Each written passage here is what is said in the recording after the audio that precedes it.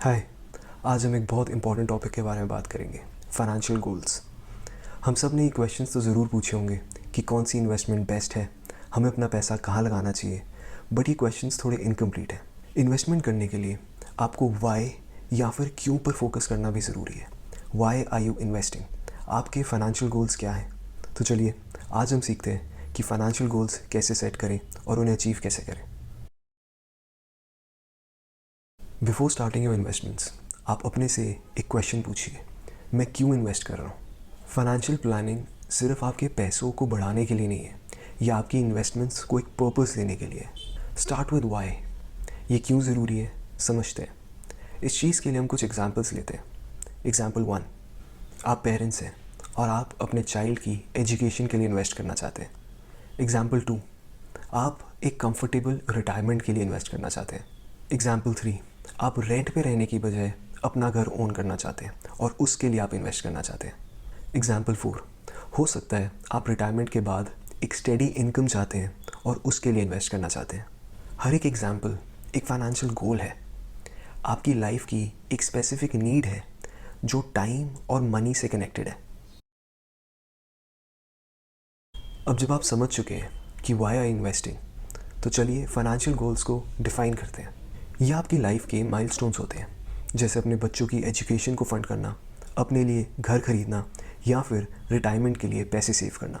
इन goals को actionable बनाने के लिए आपको 2 चीज़ों पर फोकस करना पड़ेगा। पहली, टाइमलाइन, आपको ये पैसे कब चाहिए।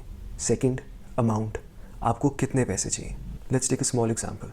आपको 5 इयर्स बाद अपने लिए घर खरीदना है, तो आप उसकी अमाउंट रिसर्च करें, आज कितनी है, इन्फ्लेशन को अकाउंट करें और देखें 5 साल बाद उसकी अमाउंट कितनी होनी चाहिए। इन्फ्लेशन एक ऐसी साइलेंट फोर्स है जो टाइम के साथ आपके पैसे की परचेजिंग पावर को कम कर देती है। चाइल्ड की एजुकेशन का एग्जाम्पल लेते हैं। हम अज्यूम करते हैं कि आज एजुकेशन की जो कॉस्ट है वो 25 लाख्स है। 10 साल बाद यही कॉस्ट इन्फ्लेशन को कंसिडर करते हुए at the rate of 6% future cost हो जाती है 45 लाख्स के अराउंड। और अगर आप इन्फ्लेशन को इग्नोर करते हैं तो हो सकता है कि आपके फाइनेंशियल गोल्स मीट ना हो पाए।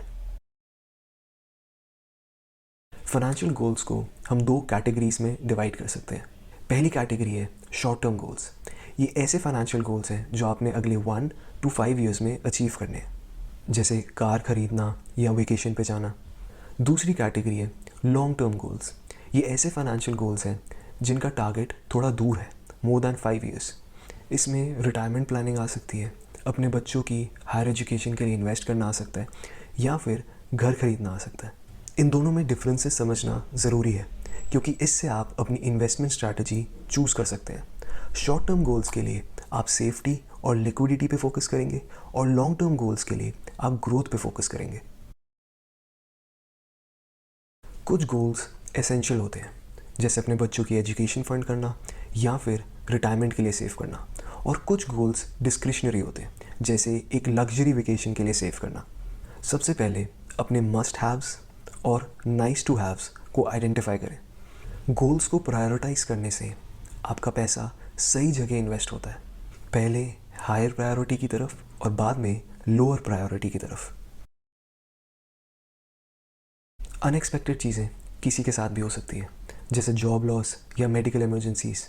इसलिए इमरजेंसी फंड और प्रॉपर इंश्योरेंस प्लानिंग बहुत ज़रूरी है। 3 to 6 मंथ्स के एक्सपेंसेस के फंड्स आप लिक्विड इन्वेस्टमेंट्स में रखें और लाइफ और हेल्थ इंश्योरेंस ज़रूर लें, ताकि आपके प्लान्ड फाइनेंशियल गोल्स पर कुछ फ़र्क ना पड़े। अब सब कुछ एक साथ इंटीग्रेट करते हैं। पहला स्टेप, अपने फाइनेंशियल गोल्स को लिस्ट करें। दूसरा स्टेप, हर एक गोल के लिए एक टाइमलाइन और अमाउंट सेट करें। तीसरा स्टेप, इन्फ्लेशन को अकाउंट करें ताकि आपको फ्यूचर वैल्यू का एक एस्टिमेट मिल सके। फोर्थ स्टेप, अपने गोल्स को इम्पोर्टेंस के हिसाब से प्रायोरिटाइज करें। फिफ्थ स्टेप, हर एक गोल के लिए एक सूटेबल ऑप्शन चूज़ करें, शॉर्ट टर्म या फिर लॉन्ग टर्म। फॉर एग्ज़ाम्पल, आप अपनी रिटायरमेंट के लिए, जो कि एक लॉन्ग टर्म गोल है, उसके लिए आप एक बैलेंस्ड म्यूचुअल फंड में SIP कर सकते हैं।